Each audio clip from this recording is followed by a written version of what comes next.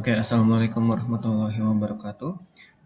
Halo semuanya. Jadi kali ini saya Fatoni akan menjelaskan hal-hal terkait strategi nasional keuangan inklusif dan program keuangan inklusif dalam rangka memenuhi tugas UCP 1 yang diberikan oleh dosen mata kuliah keuangan mikro Islam yakni Pak Anwar Fatoni. Nah, oke, jadi kita mulai aja nih. Dari yang pertama yaitu Strategi Nasional Keuangan Inklusif atau SNKI. Nah, jadi kalau kita bedah dari judulnya ini, eh, Strategi Nasional Keuangan Inklusif, berarti kan ada dua frasa, yaitu strategi nasional dan keuangan inklusif.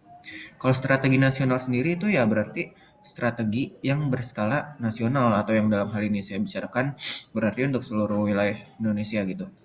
Nah, sementara itu keuangan inklusif ini didefinisikan sebagai kondisi ketika setiap anggota masyarakat mempunyai akses terhadap berbagai layanan keuangan formal yang berkualitas secara tepat waktu, lancar, dan aman dengan biaya terjangkau sesuai dengan kebutuhan dan kemampuan dalam rangka meningkatkan kesejahteraan masyarakat. Nah, tingkat penggunaan layanan keuangan penduduk di suatu negara ini bisa dilihat dari bagaimana penduduk itu menabung, meminjam uang, melakukan pembayaran, dan mengatur risikonya. Lalu sebenarnya apa sih SNKI ini? Jadi SNKI ini merupakan strategi nasional yang memuat tujuan, cara mencapai tujuan, sasaran, dan target keuangan inklusif dalam rangka mendorong pertumbuhan ekonomi, percepatan penanggulangan kemiskinan, serta pengurangan kesenjangan antar individu dan antar daerah dalam rangka mewujudkan kesejahteraan masyarakat Indonesia. Nah, jadi SNK ini tuh berfungsi sebagai pedoman bagi kementerian atau lembaga anggota DNKI, yaitu Dewan Nasional Keuangan Inklusif, dalam menyusun kebijakan sektoral yang terkait dengan keuangan inklusif. Oke, jadi sebenarnya pemerintah Indonesia ini udah mulai inisiatif buat nyusun dokumen SNKI ini sejak tahun 2012. Nah, implementasi SNKI ini dengan lembaga maupun instansi terkait sangat diperlukan untuk meningkatkan akses bagi masyarakat ke lembaga keuangan formal. Nah, untuk memperkuat lembaga inklusi keuangan ini, pemerintah itu telah mengeluarkan Peraturan Presiden Nomor 82 Tahun 2016 tentang SNKI dan kemudian diterbitkan kembali Peraturan Presiden Nomor 114 Tahun 2020 tentang SNKI. Nah, kerangka penerapan SNKI ini untuk mencapai target inklusi keuangan sebesar 90% pada tahun 2024 terdiri dari 6 pilar dan fondasi. Nah, 6 pilar tersebut diantaranya itu edukasi keuangan, fasilitas keuangan publik, pemetaan informasi keuangan, kebijakan atau peraturan pendukung, fasilitas perantara dan penyaluran distribusi, serta yang terakhir yaitu perlindungan konsumen. Nah, keenam pilar SNK ini harus ditopang juga oleh tiga fondasi, yaitu kebijakan dan regulasi yang kondusif, serta infrastruktur teknologi informasi keuangan yang mendukung. Juga organisasi dan mekanisme implementasi yang efektif. Nah, meskipun mencakup semua segmen masyarakat, kegiatan keuangan inklusif ini sebenarnya dia lebih difokuskan kepada kelompok yang belum terpenuhi oleh layanan keuangan formal gitu. Yaitu contohnya kelompok masyarakat berpenghasilan rendah, masyarakat lintas kelompok, serta kelompok pelaku usaha mikro. Jadi tadi udah disebutin ada 6 pilar. Pilar pertama itu pendidikan keuangan. Nah, kenapa sih pendidikan keuangan? Ya karena hal ini bertujuan untuk meningkatkan pengetahuan dan kesadaran masyarakat terhadap produk dan jasa keuangan yang tersedia di pasar keuangan formal. Nah, aspek perlindungan konsumen dan juga pemahaman tentang manajemen resiko. Ruang lingkup pendidikan keuangan ini diantaranya ada pengetahuan dan kesadaran tentang berbagai jenis produk dan layanan keuangan, serta ada pengetahuan dan kesadaran tentang risiko terkait produk keuangan, ada juga perlindungan konsumen dan keterampilan manajemen keuangan. Nah, di pilar kedua ini ada fasilitas keuangan publik. Jadi, strategi pilar ini tuh mengacu pada kemampuan dan pemerintah dalam menyediakan pendanaan keuangan publik secara langsung atau bersyarat untuk mendorong pemberdayaan ekonomi masyarakat. Nah, beberapa inisiatif dalam pilar ini antara lain yaitu ada subsidi dan bantuan sosial, ada pemberdayaan masyarakat dan pemberdayaan UMKM. Di pilar ketiga ada pemetaan informasi keuangan. Kenapa? Karena pemetaan informasi keuangan ini bertujuan untuk membangun kapasitas masyarakat, terutama yang dikategorikan tidak layak menjadi layak atau yang tadinya unbankable menjadi bankable oleh lembaga keuangan normal. Nah, khususnya masyarakat miskin produktif dan usaha mikro dan kecil. Nah, inisiatif yang dilakukan dalam pilar ini diantaranya yaitu peningkatan kapasitas melalui pelatihan dan bantuan teknis. Ada juga alternatif sistem penjamin yang lebih sederhana namun tetap mempertimbangkan risiko yang relevan. Selanjutnya ada penyediaan layanan kredit yang lebih sederhana dan ada juga identifikasi nasabah potensial.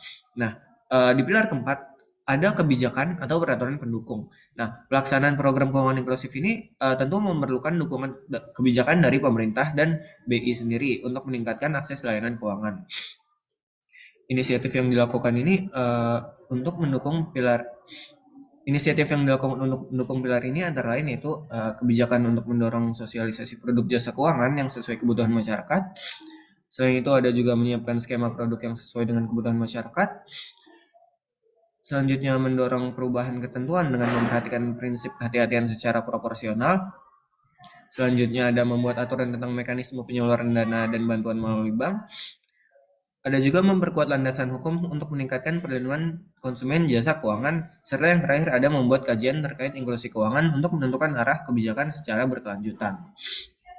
Di pilar kelima, ada fasilitas perantara dan saluran distribusi. Nah, hal ini bertujuan untuk meningkatkan awareness lembaga keuangan terhadap keberadaan segmen potensial di masyarakat dan memperluas jangkauan layanan lembaga keuangan dengan menggunakan saluran distribusi alternatif. Nah, beberapa aspek dalam pilar ini di antara lain ada fasilitas forum intermediasi untuk memungkinkan 8 lembaga keuangan bertemu dengan kelompok masyarakat produktif yaitu yang layak dan unbanked untuk menyelesaikan masalah informasi yang asimetris. Selanjutnya meningkatkan kerjasama antar lembaga keuangan dalam rangka meningkatkan skala unit usaha serta mengeksplorasi berbagai kemungkinan produk, layanan, dan saluran distribusi yang inovatif dengan memperhatikan prinsip kehati-hatian. Dan di pilar keenam yang terakhir yaitu perlindungan konsumen. Kenapa sih perlindungan konsumen itu perlu? Ya karena hal ini bertujuan agar masyarakat memiliki jaminan keamanan dalam berinteraksi dengan lembaga keuangan untuk memanfaatkan produk dan jasa keuangan yang ditawarkan. Komponen pilar ini diantaranya yaitu ada transparansi produk, penanganan pengaduan konsumen, mediasi, dan edukasi konsumen. Dan dalam implementasi SNKI ini, berbagai inisiatif juga telah dilakukan oleh kementerian atau lembaga terkait. Hal tersebut menunjukkan komitmen kementerian atau lembaga terkait untuk secara aktif berupaya mengimplementasikan rencana dan program ke depan terkait dengan strategi nasional keuangan inklusif ini. Dalam hal ini, BI itu sudah memiliki beberapa peran dalam mendukung implementasi SNKI ini, diantaranya itu yang pertama ada mengkoordinasikan kegiatan keuangan inklusif dengan kementerian atau lembaga terkait.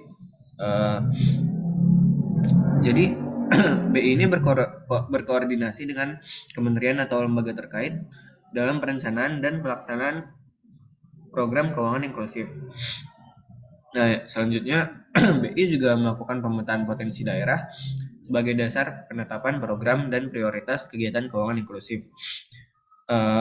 Pemetaan ini dilakukan pada sektor ekonomi, pihak penerima program, dan pemangku kepentingan terkait. Yang ketiga ada menetapkan program dan prioritas kegiatan keuangan inklusif. Jadi program dan prioritas kegiatan keuangan inklusif ini tuh akan ditetapkan setelah berkoordinasi dengan kementerian atau lembaga terkait. Jadi program dan prioritas tersebut juga ditetapkan berdasarkan hasil pemetaan potensi daerah oleh BI. Nah, untuk mempermudah pelaksanaannya akan disusun pedoman pelaksanaan program keuangan inklusif. Oke, jadi di sini kita langsung ada studi kasusnya yaitu dalam masa pandemi ini pemerintah tingkatkan kualitas kebijakan dan implementasi SNKI. Jadi Sekretariat Dewan Nasional Keuangan Inklusif ini atau DNKI menggelar Indonesia Financial Inclusion Forum atau IFIF pada tahun 2020 yang bertajuk Inklusi Keuangan dalam Transformasi dan Pemulihan Ekonomi Nasional. Jadi sebenarnya udah sesuai karena event ini juga bertujuan untuk meningkatkan kualitas penyusunan kebijakan dan pelaksanaan SNKI khususnya dalam masa pandemi COVID ini di mana tidak sedikit pengusaha UMKM yang terdampak ekonominya begitu. Lanjut ke materi yang kedua yaitu program keuangan inklusif. Jadi dalam beberapa tahun terakhir pengguna uang elektronik ini kan terus tumbuh secara eksponensial menjadi 2 kali lipat sebesar 23,4% serta berkontribusi besar terhadap akses keuangan yang meningkat sebesar 11,7%. Nah, sebanyak 68,4% pengguna uang elektronik berbasis kartu itu mereka memanfaatkan untuk membayar tagihan dan 34,7% untuk pembelian. Sementara uang elektronik berbasis server lebih banyak digunakan untuk membeli barang, mengirim dan menerima uang, dan membayar tagihan. Serta lebih populer di kalangan kelompok umur 18 sampai 25 tahun. Yang biasanya mereka tuh tinggal di perkotaan gitu. Jadi salah satu harapan besar dari peningkatan inklusi keuangan ini yaitu mengurangi jumlah masyarakat yang belum terlayani secara finansial gitu. Nah, digitalisasi ini memegang peranan penting dalam memulihkan dan mendorong pertumbuhan ekonomi yang stabil. Jadi pandemi COVID-19 yang pernah terjadi itu ya cocok sih untuk menjadi momentum untuk mengadopsi dan mempercepat digitalisasi dan memanfaatkannya dalam transaksi dan aktivitas ekonomi Indonesia. Oke. Nah, eh, kalau dari hasil survei nasional keuangan inklusif pada tahun 2021 menunjukkan bahwa tingkat inklusi keuangan itu terus menunjukkan peningkatan, terutama didukung oleh akselerasi adopsi teknologi keuangan yang didorong oleh pandemi COVID. Karena seperti yang kita tahu pada masa pandemi COVID dilakukannya PPKM yang ya melarang kita untuk keluar rumah atau seperlunya aja lah. Jadi kegiatan jual beli segala macam pindah gitu ke sistem digital kan. Nah, jadi teknologi keuangan yang semakin populer ini dimanfaatkan oleh masyarakat untuk memperoleh layanan keuangan, yaitu fintech. Nah, fintech ini terus menjadi alternatif penyedia produk dan layanan keuangan digital yang diakses oleh masyarakat dengan berbagai tingkat pendapatan dan mulai menjangkau kelompok masyarakat yang secara tradisional dan tidak terlayani oleh lembaga keuangan formal.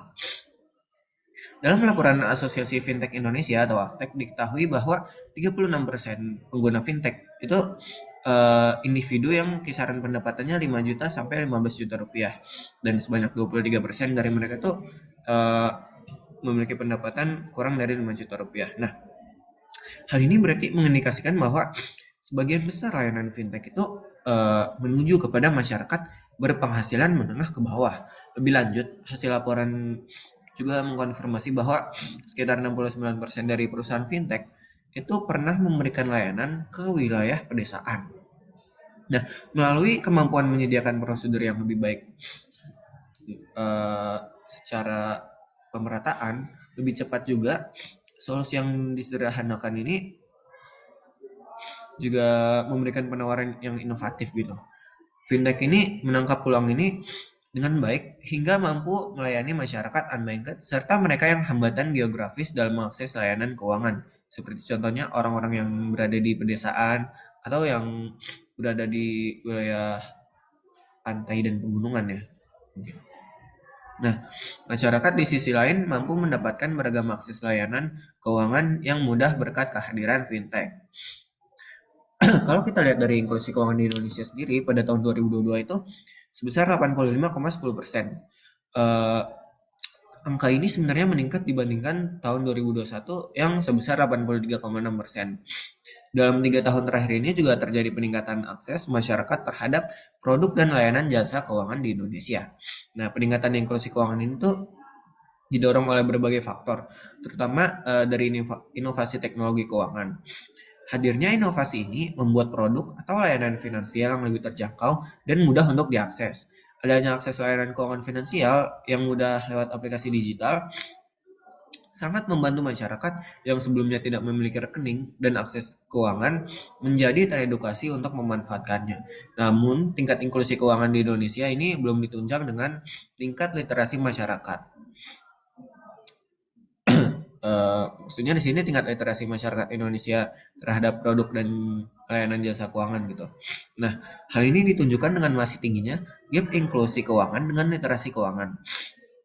Berdasarkan hasil survei nasional, literasi dan inklusi keuangan tahun 2022 tuh menunjukkan indeks literasi keuangan masyarakat Indonesia masih sebesar 49,68%. Sementara tingkat inklusi keuangannya sebesar 85,10%.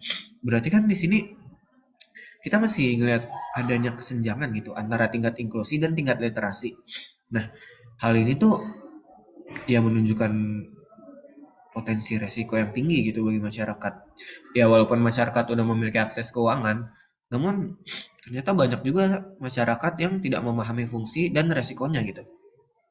Kondisi ini membuat banyak masyarakat menjadi korban dari beberapa produk dan layanan keuangan ilegal yang pernah marak gitu lah ya, kayak macam pinjol-pinjol yang ya ilegal dan bunganya sangat tinggi dan berlipat ya kalau misalkan telat bayar, dan berlipatnya menurut saya kurang masuk akal gitu kalau secara kemanusiaan ya. Nah, untuk itu peningkatan literasi keuangan ini tuh menjadi kunci agar inklusi keuangan memberikan dampak yang positif dan minim resiko. Pemerintah juga punya peran yang penting untuk meningkatkan literasi keuangan melalui inovasi keuangan digital dengan menciptakan ekosistem keuangan digital. BI, OJK, kementerian atau lembaga serta pelaku usaha bersama-sama bersinergi untuk mengakselerasi transformasi digital sektor jasa keuangan. Nah, jadi indikator kinerja keuangan inklusif itu diukur dari jangkauan akses keuangannya, pengguna layanan keuangannya, dan kualitas layanannya.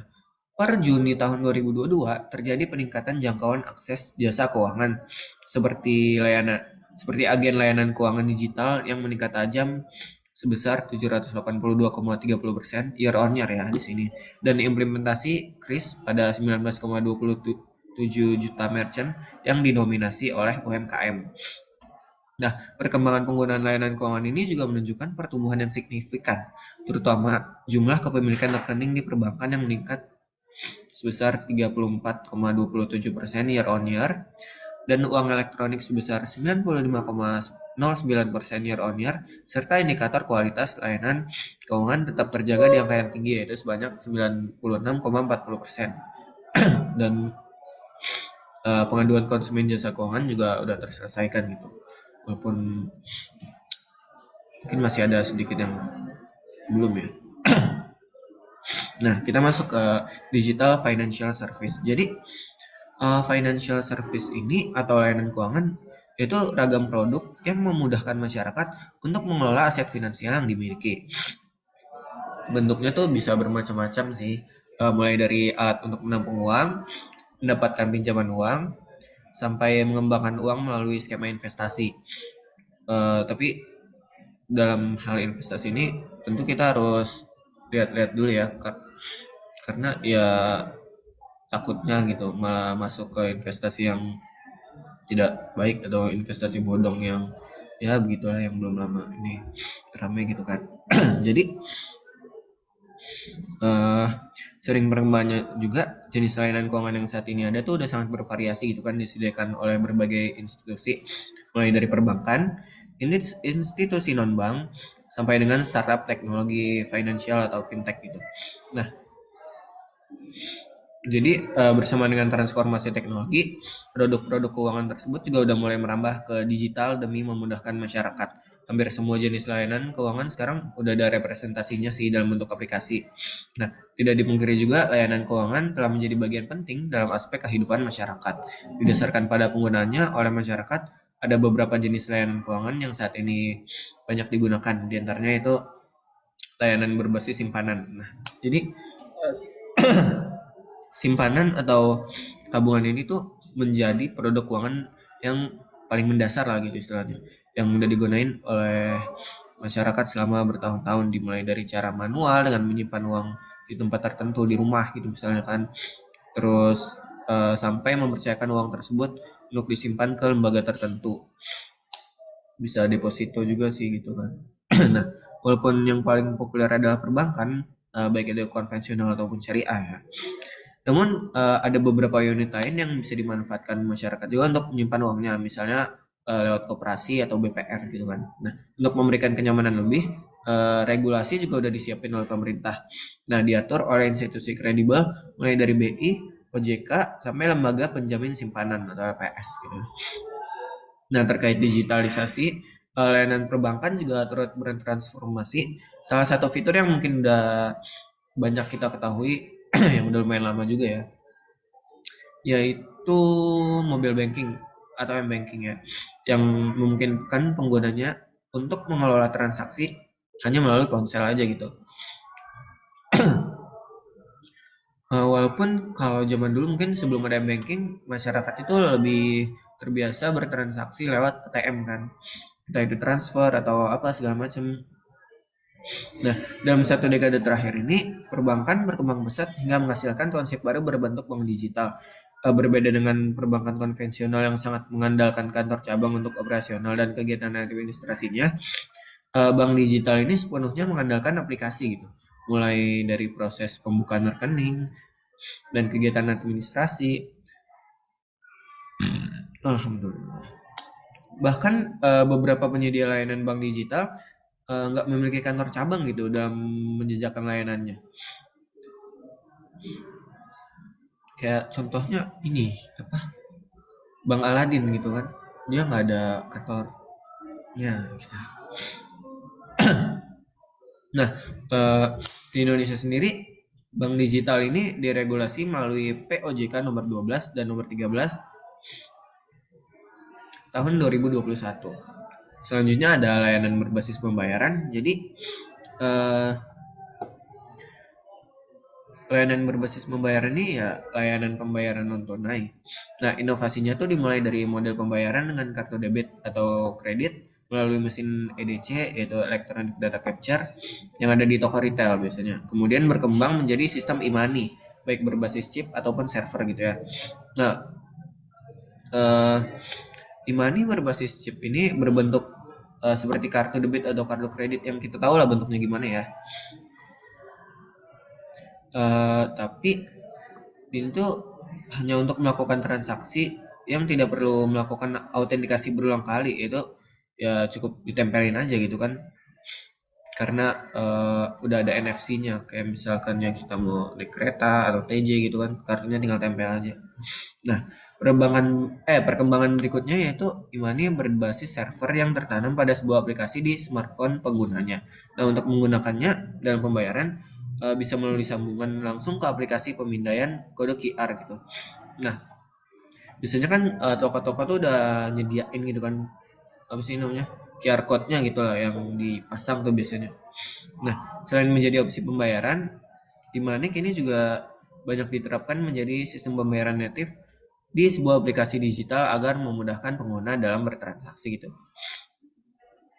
Dan aturan terkait ini tuh diatur oleh Peraturan Bank Indonesia Nomor 20/6 PBI tahun 2018 tentang uang elektronik. Nah, contoh layanan e-money berbasis server yang banyak digunakan seperti yang kita tahu contohnya ada kayak OVO, GoPay, Dana, ShopeePay, Link Aja dan lain-lain gitu.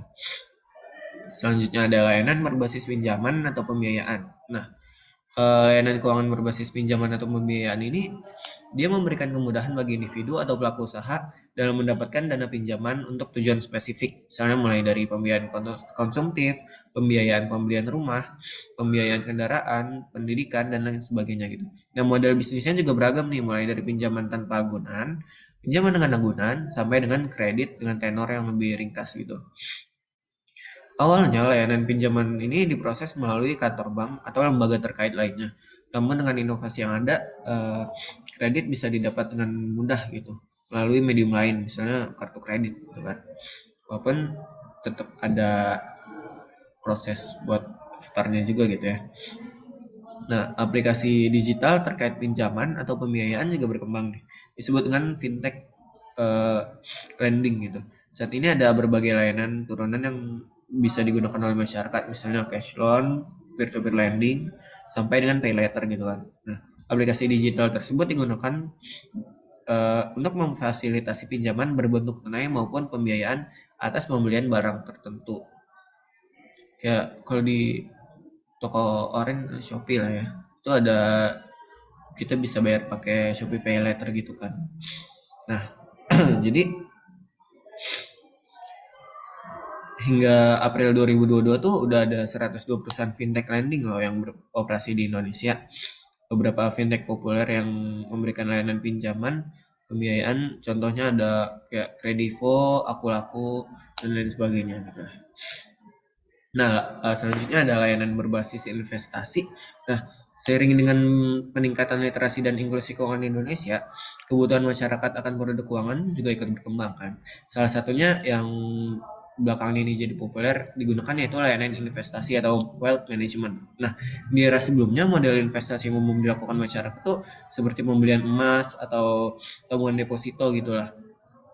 Tapi saat ini layanan investasi digital tuh memberikan pilihan instrumen yang lebih luas dan eh, lengkap gitu, karena bisa ada saham juga gitu kan. Nah, di Indonesia sendiri layanan investasi ini diatur oleh beberapa pihak, termasuk OJK dan Bapepti. Nah, adapun instrumen investasi yang telah diakomodasi melalui aplikasi digital, diantaranya ada emas, saham, reksadana, kripto, surat berharga negara, hingga equity crowdfunding gitu. Nah, nggak dipungkiri juga adopsinya tuh masih ya bisa dibilang tahap awal lah ya. Walaupun dengan traksi yang kencang gitu. Nah, untuk itu edukasi juga saat ini sedang menjadi upaya yang masih terus digenjot oleh stakeholder gitu kan. Ya karena emang butuh edukasi juga sih, terutama kalau kita mau investasi gitu kan. Nah, beberapa aplikasi investasi yang banyak digunakan saat ini, mungkin contohnya kayak Bibit, Ajaib, Peluang gitu. Nah, banyak juga lain sebagainya. Jadi tadi kita sempat nyinggung tentang fintech kan. Jadi sebenarnya fintech tuh apa sih? Nah, fintech ini tuh financial technology. Dia itu merupakan hasil gabungan antara jasa keuangan dengan teknologi yang akhirnya merubah model bisnis dari konvensional menjadi moderat.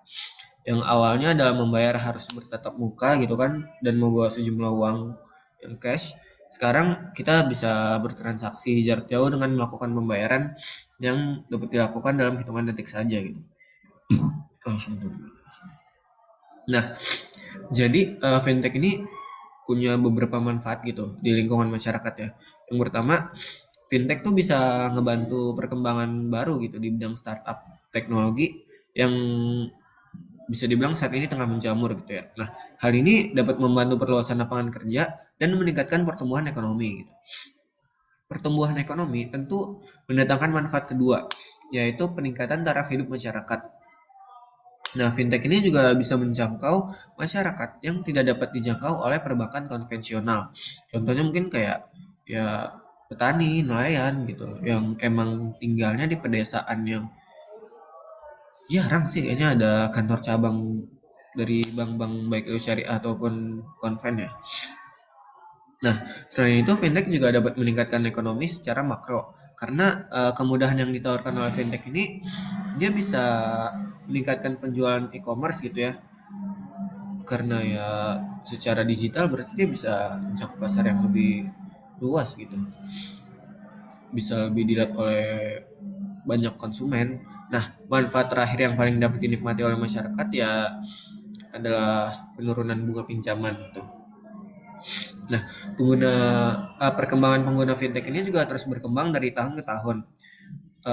Kalau kita bersumber pada World Bank, pengguna fintech ini yang awalnya 7% di tahun 2007 berkembang menjadi 20% di tahun 2011. Kemudian meningkat menjadi 36% di tahun 2014 dan di tahun 2017 sudah menginjak angka 78% atau tercatat sebanyak 135 sampai 140 perusahaan. Dengan total nilai transaksi fintech di Indonesia pada tahun 2017 tersebut diperkirakan mencapai 202,77 triliun. Nah, dalam pengaturan dan pengawasannya, perkembangan fintech ini kan terus meningkat nih. Jadi hal itu membuat BI, OJK, dan Bapepti mulai membuat aturan dan regulasi untuk berjalannya sektor ini. Nah, peran aktif BI untuk fintech ini ditunjukkan dengan terbentuknya Fintech Office pada tahun 2016 yang membuat peraturan atau regulasi untuk mengatur sektor ini dengan aman dan nyaman gitu. Pada tahun 2017 juga BI merilis Fintech Regulation and Regulatory Sandbox untuk mendukung industri keuangan berbasis teknologi yang ada di Indonesia. Nah, eh, regulatory sandbox ini merupakan suatu ruang uji yang terbatas sih, tapi dia aman untuk menguji penyelenggara teknologi finansial beserta produk, layanan, teknologi, atau model bisnisnya gitu. Nah, regulasi itu diperlukan untuk memastikan pelaksanaan sistem pembayaran peminat fintech itu berjalan aman sesuai aturan. Eh, Fintech ini juga berperan dalam inklusi keuangan, ya kan? Seperti yang udah dijelaskan tadi, berkembangnya fintech ini tuh dipicu oleh gaya hidup masyarakat yang serba cepat gitu dan mengutamakan penggunaan teknologi informasi. Nah, fintech ini mempengaruhi kebiasaan transaksi yang terjadi di masyarakat menjadi lebih praktis, efektif, dan efisien gitu. Fintech juga membuka peluang untuk melayani masyarakat terutama yang kelas menengah ke bawah gitu yang belum punya akses ke institusi perbankan ya atau yang bisa kita sebut unbankable gitu. Nah, melalui fintech ini jadi kita bisa membantu masyarakat dalam meningkatkan literasi keuangan juga gitu. Hal ini menjadi bukti bahwa teknologi digital memberikan dampak terhadap sektor keuangan dengan memberikan kemudahan dalam melakukan transaksi. Nah, fintech juga telah membawa kontribusi positif terhadap akses masyarakat pada pembiayaan, sehingga dapat memainkan peran penting dalam meningkatkan inklusi keuangan dan transformasi digital di Indonesia. Walaupun begitu, besarnya potensi fintech ini juga tentunya ada sejumlah tantangan ya. Literasi keuangan dan digitalisasi harus terus ditingkatkan dan didukung dengan ekosistem yang kondusif, serta kolaborasi lintas sektor untuk memaksimalkan dampak dari berbagai program pemerintah. Di Indonesia sendiri, hadirnya fintech tuh udah ngebantu masyarakat untuk menyelesaikan berbagai masalah lah gitu.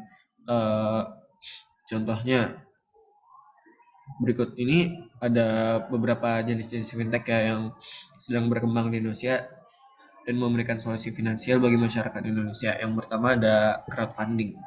Jadi, crowdfunding atau penggalangan dana ini merupakan salah satu model fintech yang sedang populer di berbagai negara, termasuk Indonesia juga. Nah, dengan adanya teknologi ini, masyarakat bisa menggalang dana atau berdonasi untuk suatu inisiatif atau program sosial yang mereka pedulikan. Salah satu contohnya itu yang umumnya kita ketahui yaitu penggalangan dana untuk orang-orang yang terdampak oleh bencana alam gitu. Nah, contoh dari startup fintech ini yang terkait dengan modal crowdfunding ya. Contohnya ada kitabisa.com atau ACT, Aksi Cepat Tanggap. Yang kedua ada microfinancing. Jadi microfinancing ini tuh merupakan salah satu layanan fintech yang menyediakan layanan keuangan bagi masyarakat kelas menengah ke bawah untuk membantu kehidupan dan keuangan mereka sehari-hari. Karena masyarakat dari golongan ekonomi ini kebanyakan nggak memiliki akses ke ke institusi perbankan gitu. Maka ya mereka mengalami kesulitan untuk memperoleh modal usaha untuk mengembangkan usaha atau mata pencarian mereka. Nah, microfinancing ini tuh berusaha menjembatani permasalahan tersebut dengan menyalurkan secara langsung modal usaha dari pemberi pinjaman kepada calon peminjam gitu. Sistem bisnis ini dirancang agar returnnya bernilai kompetitif bagi pemberi pinjaman, namun tetap ada ini apa? Alhamdulillah. Tetap ada attainable bagi peminjamnya. Nah, salah satu startup yang bergerak di bidang microfinancing ini ada Amarta yang menghubungkan pengusaha mikro di pedesaan dengan pemodal secara online. Yang selanjutnya ada peer-to-peer lending service. Jadi jenis ini tuh lebih dikenal sebagai fintech untuk peminjaman uang gitu ya.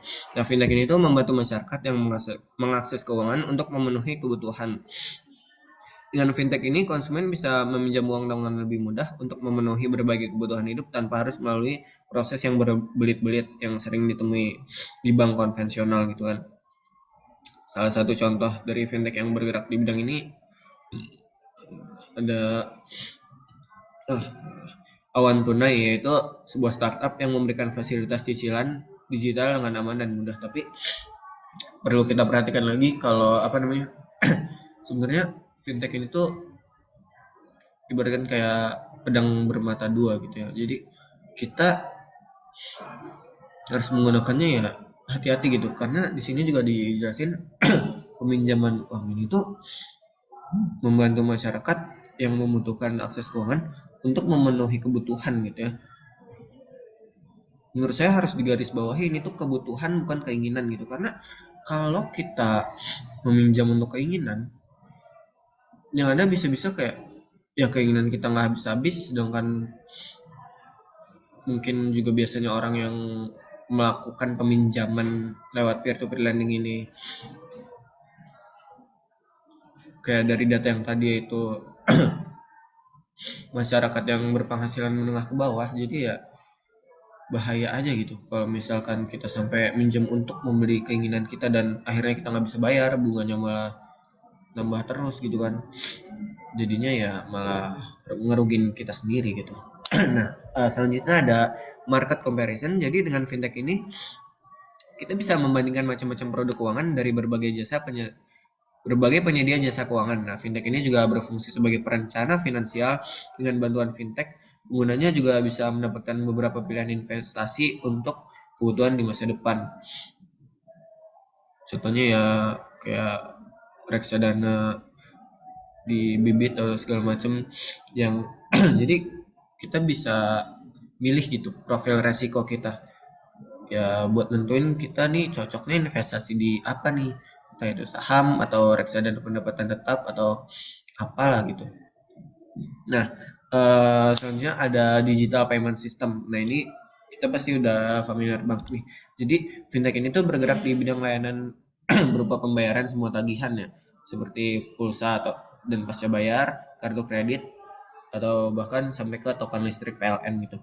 Salah satu contoh fintech yang bergerak dalam bidang digital payment ini ada Payfast yang berbasis keagenan untuk membantu masyarakat Indonesia, terutama mereka yang nggak memiliki akses ke bank gitu kan, untuk melakukan pembayaran berbagai macam tagihan setiap bulannya.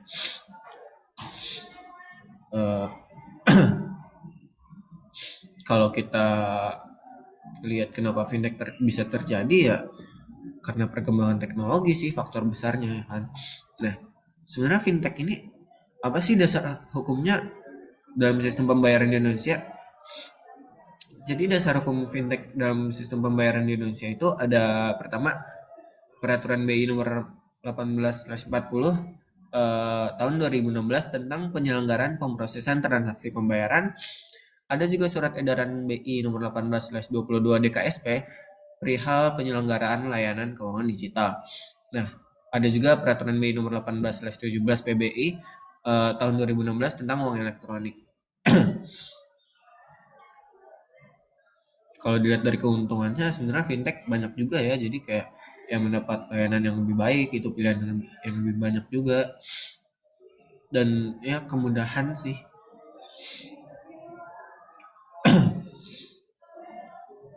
Nah, eh,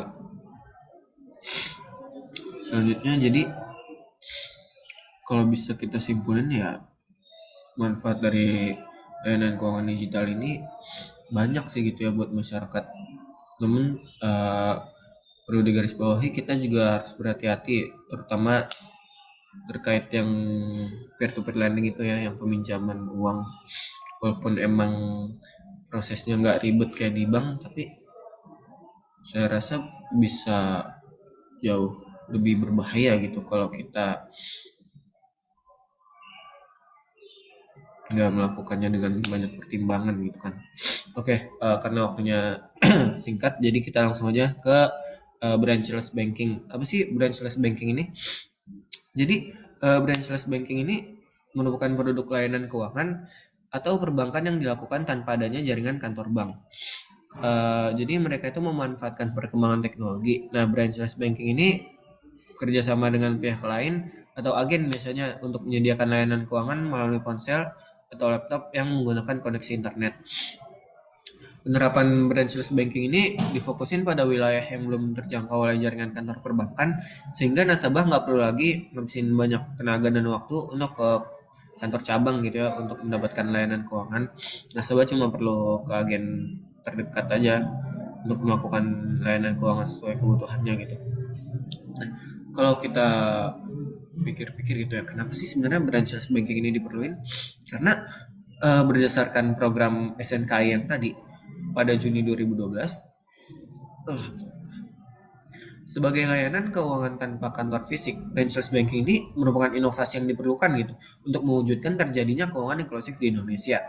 Keuangan inklusif ini seperti yang sudah dijelaskan tadi, merupakan kondisi di mana seluruh masyarakat Indonesia memiliki akses ke layanan keuangan sehingga memiliki kesempatan yang sama untuk menikmati fasilitasnya. Fasilitas ini di sini termasuk pembiayaan mikro, asuransi mikro, serta tabungan juga gitu kan. Dalam jangka panjang, branchless banking ini bisa meningkatkan kesadaran masyarakat untuk menabung serta menjaga kondisi keuangan rumah tangga sehingga kesenjangan pendapatan semakin sempit gitu. Nah, pada akhirnya penerapan branchless banking di Indonesia ini merupakan upaya untuk meningkatkan kesejahteraan ekonomi dan menjaga kestabilan sistem keuangan.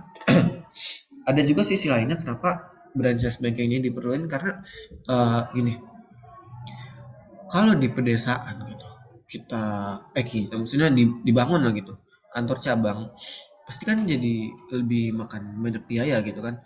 Biaya buat beli lahan, pembangunan, pembayaran pegawai segala macam. Makanya branchless banking ini dinilai sebagai ya solusi yang lebih inovatif dan efektif serta efisien gitu. Nah, dari fungsinya branchless banking ini bisa membantu masyarakat karena masyarakat jadi bisa mengakses layanan perbankan tanpa harus pergi ke kantor cabang yang mungkin kalau orang yang tinggal di pedesaan itu jauh ya. Mungkin kayak cuman mau ngambil duit doang malah jadi jauh gini. Misalkan orang dari desa perlu ke kota gitu yang kita nggak tahu mungkin bisa berapa jam perjalanan gitu kan. Dan ya gimana ya? Mungkin ada aja gitu kali ya orang yang udah tua yang nggak punya kendaraan kalau mau nerima uang transfer dari anaknya tapi malah harus jauh jadi gitu kan, makanya branches banking ini perlu sebenarnya. Nah, selain itu juga untuk memasarkan produk, jadi branches banking ini juga memasarkan produk-produk perbankan kan seperti tabungan dan transfer yang menjadi produk utamanya yang ditawarin oleh branches banking ini pada masyarakat awam untuk membangun kesadaran akan pentingnya fungsi perbankan gitu. Namun beberapa penyelenggara branchless banking juga mulai menawarkan produk lainnya seperti penyaluran kredit dan asuransi walaupun mungkin masih sangat sedikit ya saat ini. Nah, contoh branchless banking ini bisa dilihat pada banyaknya toko kelontong yang menjadi agen bank induk tertentu dan memberikan layanan perbankan untuk masyarakat di sekitarnya. Kalau dari sepengetahuan saya, sekarang tuh yang paling banyak itu BRI gitu. Karena entah ini saya doang atau mungkin banyak juga orang yang lihat. Biasanya tuh kalau kita lewat di pemukiman-pemukiman warga tuh ada aja gitu kan agen-agen dari kalau saya sih lihatnya BRI gitu ya yang menjadi branchless banking ini gitu loh. Eh, nah, tadi kan kita lagi bahas ini kan apa program inklusi keuangan. Jadi kalau dari perbankan sendiri sebenarnya ada nih program inklusi keuangan yaitu KUR. Karena biasanya semua bank sih ngeluarin KUR, tapi di sini saya fokusin ke ini aja deh KUR yang dilakukan oleh BSI gitu ya. Jadi tapi ini kan kalau misalnya KUR itu kredit usaha rakyat kan untuk membantu ya usaha rakyat gitu. Nah, tapi dalam hal ini Presiden kita Pak Jokowi juga mengingatkan kepada seluruh penerima KUR untuk berhati-hati dalam menggunakan dan mengelola dana KUR yang diperoleh agar jangan sampai terjadinya kredit macet nih karena kan ya ribet juga kalau udah kayak gitu kan. Nah, dari laman resminya BSI ini, KUR itu adalah fasilitas kredit yang digunakan sebagai tambahan modal usaha produktif dalam bentuk kredit modal kerja Di mana nasabah juga dapat menggunakan fasilitas kredit ini sebagai kredit investasi gitu. Nah, BSI ini adalah Bank Indonesia yang bergerak di bidang perbankan syariah. Bank ini merupakan hasil penggabungan dari tiga bank yang merger, yaitu Bank Syariah Mandiri, BNI Syariah, dan BRI Syariah, yang menjadi satu entitas bank, yaitu BSI gitu, Bank Syariah Indonesia, dengan memberikan kebaikan bagi segenap alam rahmatan dan alamin gitu. Nah, salah satu keuntungan mengajukan pinjaman di Bank BSI ini, selain sesuai ajaran Islam, ini terkait yang kur ya, juga bebas biaya administrasi, yaitu 0%. Dan proses pengajuannya mudah dan cepat, serta memiliki angsuran yang ringan. Tentunya produk pinjamannya sesuai dengan kebutuhan nasabah gitu ya. Seperti yang kita ketahui, yang membedakan bank syariah dan konvensional ini nggak ada penerapan bunga gitu. Tapi tentunya syarat untuk mengajukan kredit di BSI juga, yaitu ada dilakukannya akad atau kesepakatan sesuai dengan ajaran Islam, yaitu akad murabahah, musyarakah mutanakisah, dan ijarah gitu. Dan ijarah. Nah, jadi kalau kita lihat di websitenya BSI gitu, mereka BSI hingga saat ini tuh menawarkan berbagai produk pinjaman, baik itu untuk individu, perusahaan, ataupun usaha UMKM gitu ya. Ada beberapa pilihan sih, diantaranya ada BSI Kur Kecil, yaitu ini diperuntukkan untuk memberikan fasilitas pembiayaan untuk usaha mikro, kecil, dan menengah untuk memenuhi kebutuhan modal kerja dan investasi dengan plafon di atas 50 juta sampai dengan 500 juta. Ada BSI Kur Mikro, sama juga, cuman dia plafonnya dari 10 juta sampai 50 juta. Dan ada BSI Kur Super Mikro yang plafonnya dari 0 sampai 10 juta gitu.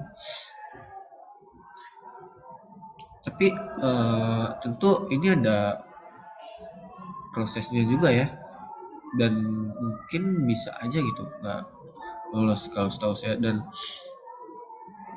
makanya pentingnya, dari yang saya ketahui sih, pentingnya sebuah usaha baik itu UMKM atau perusahaan apa, itu tuh laporan keuangannya harus jelas juga gitu, supaya kalau ngajuin kredit ini ya bisa mempermudah lah gitu. Oke, kiranya sekian dari saya. Terima kasih. Wassalamualaikum warahmatullahi wabarakatuh.